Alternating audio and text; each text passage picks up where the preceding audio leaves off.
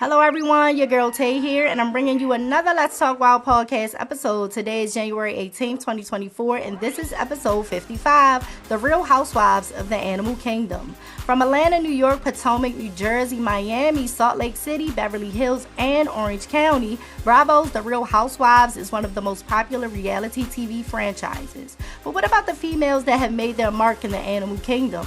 For this week's episode, I'll discuss different species of animals that aren't your regular old housewives, but are the matriarchs of their households, and which housewives they remind me of. But before we get into that, make sure you follow and subscribe to the podcast on all podcasting and social media platforms. You could support the pod by becoming a subscription member. You could go to my podcast website to sign up. I'll have the link in the description box. Also, hit to YouTube, subscribe to the channel, and check out the videos over there once you're done listening over here. You guys already know the drill. Now, let's talk wild.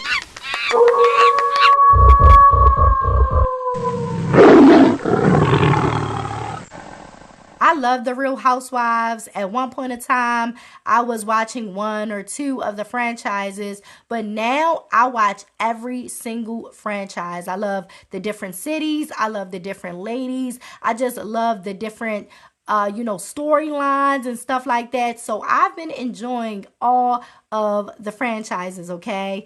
And with most of the housewives, that's how they start off, right? As housewives. But once they get on reality TV and start making some money and gaining some fame and fans, some become the breadwinners of their households. As I go through my favorite housewife franchises, I'll discuss the different animals that are the matriarchs of their family units and which housewives they remind me of.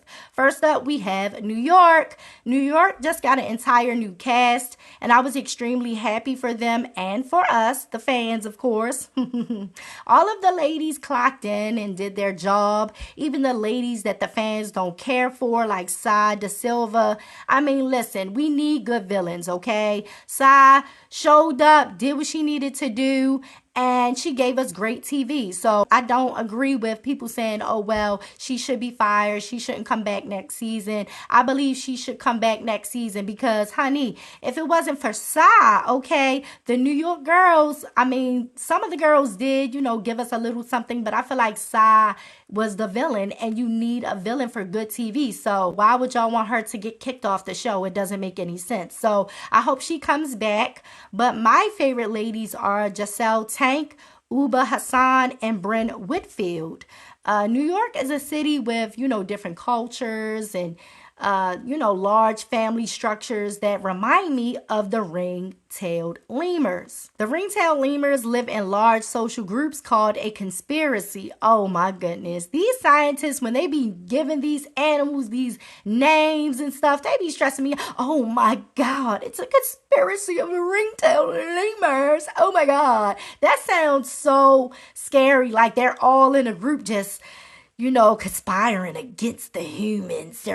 They're all together in a group and they're plotting on us. Like, oh my goodness, these scientists be stressing me out, getting on my daggone nerves with these names. But I digress, okay? The ringtail lemurs, they live in social groups called a conspiracy. And, they have up to like 30 individuals living together. With most primates, the males dominate the females, but with this species, the females dominate all males. Scientists believe in different reasons that the females are dominant. One reason is that they are the ones that reproduce and keep the family structure going, which means they get to access and eat food first. I mean, I kind of understand that because they're the ones that, continue the family. They have the babies, they raise the babies. So they have to be the ones that eat first and, just run things because they are the ones that's going to keep this family structure going and going and going for years and years and years. So y'all better bow down to them. So, honey, Madagascar was wrong. The movie, okay? It wasn't King Julian ruling, okay? In real life, it's the Queen Juliet, okay, of the ringtail lemurs, making sure that she having these babies and continuing the lineage of the ringtail lemurs. New Jersey is one of the OGs of the franchise. They still have some of the ladies that originally started, but they also have some new ladies that I like. I love Teresa Giudice, Dolores Quintanilla, Jennifer Aiden, that's my girl, and Danielle Cabral. I hope I'm saying their names right. I apologize if I'm not. But you gotta say their last names, honey, because in many Italian households, multiple people will have the same name. So make sure y'all add the last names, honey, to their names, because you'll get them mixed up, like trying to identify the spotted hyenas in Africa. Scientists found that adult spotted hyena females dominate males because they are more aggressive or less submissive than males and or have access to more social support than males.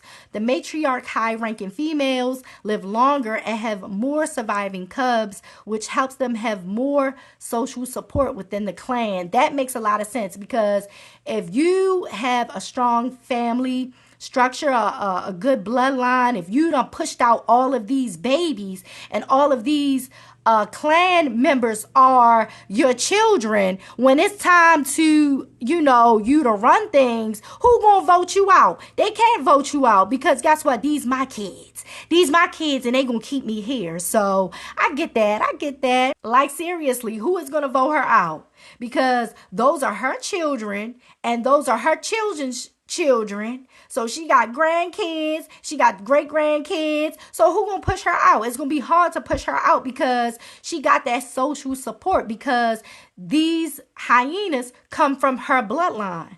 So, I get that. Y'all ain't gonna be able to push the queen spotted hyena out without a fight, honey. And y'all know how they get down, honey. They'll fight you down. Honey. Don't get it twisted.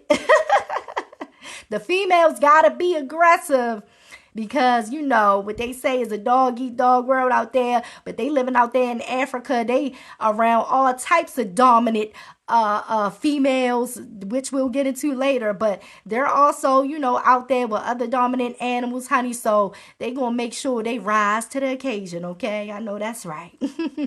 Salt Lake City has been shaken up. With Jen Shaw going to prison, they had to add someone to the cast who could bring the drama.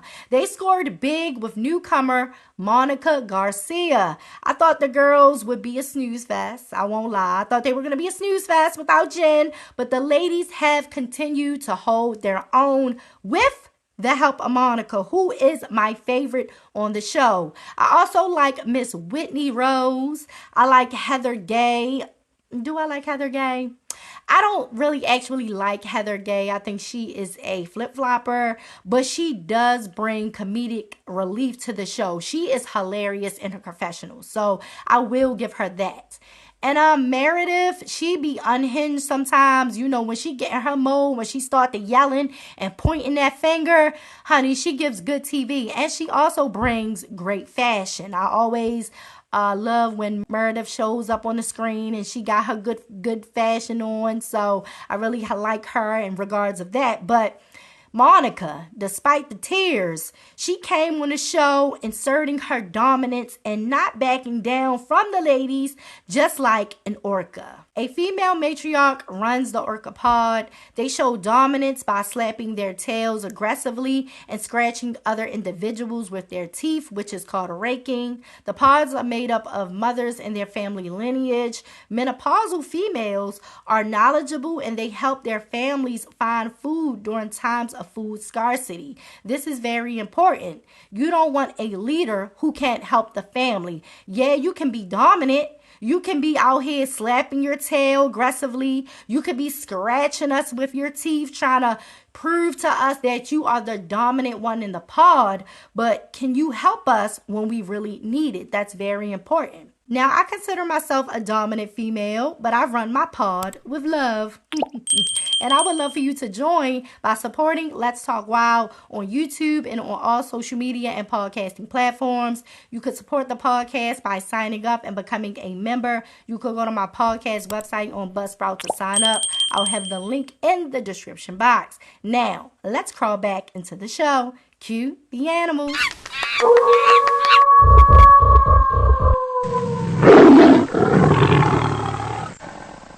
Beverly Hills has been serving, honey, serving the girls, serving the guys, just serving all across the board, especially with the drama surrounding Erica Jane and her ex-husband, Tom Girardi. I really like Kyle Richards. I know, a very unpopular opinion, but I'm loving Kyle this season with the passing, of her best friend. She is now living for her. She's doing more things that make her happy. And I love that for her. And I love that for, me as a fan. I just get to see Kyle in a different light. I did like Sutton, but this season she seems a little, you know what? I take that back. It's not a little. She is completely unhinged, in my opinion, okay? She says that Kyle is going through a midlife crisis, but by the look of things, she's actually the one going through the crisis, allegedly. Yeah. Now, the Beverly Hills ladies remind me of the African lions. The males are for show and protection, but once the ladies get into position, they can hold their own like the lionesses of the pride that go out there and hunt down the prey for them to eat. The males come and go, honey, but the ladies form a bond and help each other raise their cubs. Now, this is a perfect example of these women on these housewife shows that, get divorces and they get put in these housewife positions and, they start bringing in the money, honey. They are the breadwinners. They could just hold their own. And I will say this about Erica Jane. She's been holding her own. Everything that's been going on with her ex-husband, Tom Girardi, Erica has not broken, okay? She done shed a few tears, but when she needed to stand up and just hold her own against the ladies in the group, against people online, she has. She's done just that. She does not back down. So, yeah, some of these ladies definitely remind me of the strong lionesses of the African savannah, honey. Yeah, they holding it down. Potomac and Atlanta I combine because they are the only two installments with an all-black cast, and I like both. Atlanta was that girl back in the day. They had the iconic Nene Leakes, who is the housewife. When I think of the Housewives franchise, she is the first to come to mind. I also loved Portia Williams, Cynthia Bailey, Phaedra Parks, Marlo Hampton, and Cherie Whitfield. But the last couple of seasons without Nene and Portia, it's been lackluster, and it's so lackluster that producers are now looking to cast new ladies for the show, which the fans are happy about. Now, Potomac, located in my home state of Maryland, really stepped up after the fall of Atlanta. When they added the fiery Candace Dillard Bassett, things really started to shake up for the franchise in a good way. I like Candace, I like Karen Huger, I like Robin Dixon, I like Wendy Osefo, and Sharice Jackson Jordan. I don't really care for Mia Thornton, but she was a great choice for the cast. But both franchises remind me of the African elephants. Atlanta because they were one of the OGs, being the third installment in the franchise in 2008, and Potomac because they have some older ladies like Karen and Sharice that I consider the matriarchs. Actually,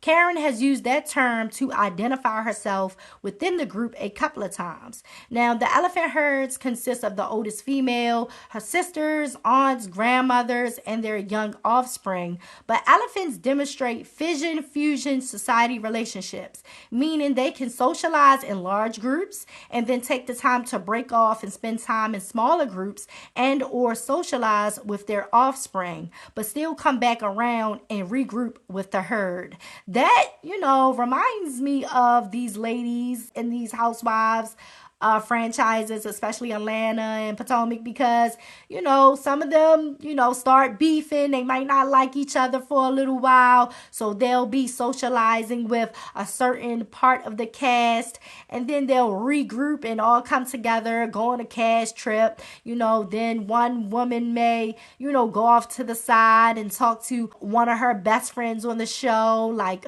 Candace and Wendy, or Giselle and Robin loving, something like that, little fission, fusion, society relationship. That's what it's given, very much that energy. But then they, come together, regroup as an entire cast, finish off the season all together, and then they finish it off with the reunion. Now, before I give my final wild thoughts of the podcast, I want to let you guys know that there will be no new podcast episode next week because I am taking the week off. I'm going to be enjoying myself. I'm going out. I'm doing a bunch of things. I'm going to a bar. I got some activities lined up. I'm going to a rave, my first rave since having the baby. So I'm really freaking excited, honey. I got to go to the thrift store and get my stuff ready so I can, get the shredding and glittering and getting ready for the rave. I'm so freaking excited to drink and just enjoy some house music and dance, honey. And I'm taking my best friend. It's her first rave.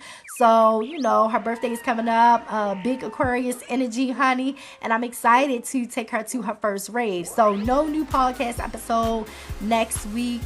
I will be on YouTube, though. I will be posting YouTube shorts. Make sure you follow Let's Talk Wild on YouTube and check out the celebrity animal interaction videos. But let's get into my final thoughts. Never underestimate the housewives and these bossed up animal females. When you put them in a position to lead, they will do exactly that.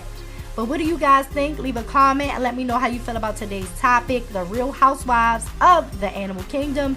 Leave a comment, follow, and subscribe to the podcast on all podcasting and social media platforms.